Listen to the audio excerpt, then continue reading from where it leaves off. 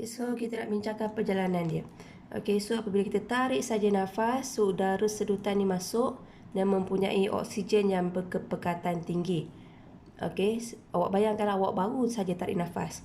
Okay, manakala sel-sel darah merah kita mengandungi, okay, warna biru ni mengandungi sel gas karbon dioksida yang tinggi. Kenapa? Sebab dia datang daripada sel-sel badan. Okey, so yang warna biru ni kalau awak perhatikan dia mempunyai karbon dioksida yang tinggi. Karbon dioksida tinggi manakala oksigen rendah. Jadi sel darah merah ni memerlukan oksigen. Jadi apabila dia memerlukan oksigen, dia akan melalui so perjalanan dia macam ni Dia akan melalui alveolus untuk mendapatkan bekalan oksigen.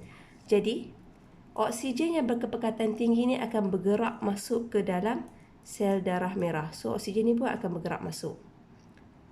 Konsep dia mesti bergerak daripada kepekatan tinggi. Okay, oksigen kepekatan tinggi kepada oksigen kepekatan rendah. Okay, so dia pun bergerak masuk. Okay, proses pergerakan masuk ni kita panggil dia sebagai resapan.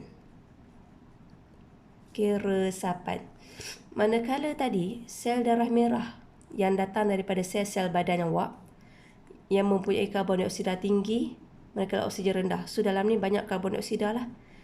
Kepekatan dia tinggi. Jadi karbon dioksida yang berkepekatan tinggi akan bergerak masuk ke dalam alveolus. Dia akan bergerak masuk ke dalam alveolus. Okay, sebab matlamat dia kena keluar daripada badan. Jadi bila dia masuk ke alveolus, dia akan menjadi udara hembusan. Bila awak hembus, jadi karbon dioksida akan keluar daripada badan, udara hembusan. Okey. So saya ulang balik. Pergerakan gas-gas ini daripada kepekatan tinggi kepada kepekatan rendah, kita panggil prosesnya ialah resapan. Di dalam alveolus kandungan oksigen yang sangat tinggi sebab kita baru saja tarik nafas tadi. Jadi dia akan bergerak masuk ke dalam sel-sel darah merah. Manakala kepekatan karbon dioksida sebenarnya tinggi di dalam sel darah merah ini yang datang daripada sel-sel badan. Jadi kepekatan karbon dioksida yang tinggi ini akan bergerak keluar. Okey, akan bergerak keluar melalui alveolus. Okey, so sekarang ni ada dua proses lah yang berlaku. Dan di proses ini kita panggil resapan, berlaku secara serentak. Gas yang terlibat, oksigen dan karbon dioksida. So yang warna biru ni awak kena ingatlah sel darah merah ni datang daripada sel badan. Apabila kita punya sel darah merah mendapat oksigen, dia akan bergerak ke seluruh badan. Okey, so dah dapat oksigen, dia akan bergerak ke seluruh badan. Okey, dalam sel darah merah kita, okey, dia ada sebatian. Dalam sel darah merah kita ada sebatian yang berwarna merah gelap, dikenali sebagai hemoglobin. Okey, yang dikenali sebagai dalam sel darah merah kita ada hemoglobin. Jadi oksigen yang memasuki sel darah merah, dia akan bergabung atau berpadu dengan hemoglobin. Jadi oksigen ni akan berpadu dengan hemoglobin.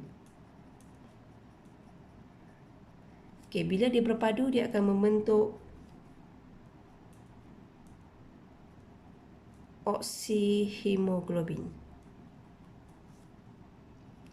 Okey, kalau awak perhatikan anak panah ni maksudnya berbalik. Kenapa berbalik? Sebab oksihemoglobin ni merupakan sebatan yang tidak stabil ya.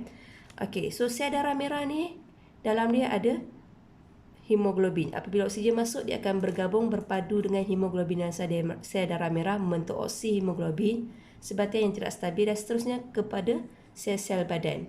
Okey, dia akan terus ke sel-sel badan. Okey, apabila dia pergi ke sel-sel badan, di mana sahaja sel-sel badan yang kekurangan oksigen, dia akan menyebabkan oksihemoglobin ni terurai. Terurai tu maksudnya berpecah lah balik. Terurai. Apabila terurai, oksigen akan keluar daripada sel darah merah. Jadi apabila oksihemoglobin ni dia terurai, dia punya persamaan kataan dia macam ni ya. Okey, jadi yang oksihemoglobin tadi sebatan yang tidak stabil, dia akan terurai, jadi membebaskan oksigen. Manakala hemoglobin akan tetap berada di dalam sel darah merah dan seterusnya proses ni berulang. Okay, jadi saya harap awak faham, kita akan bincang nanti.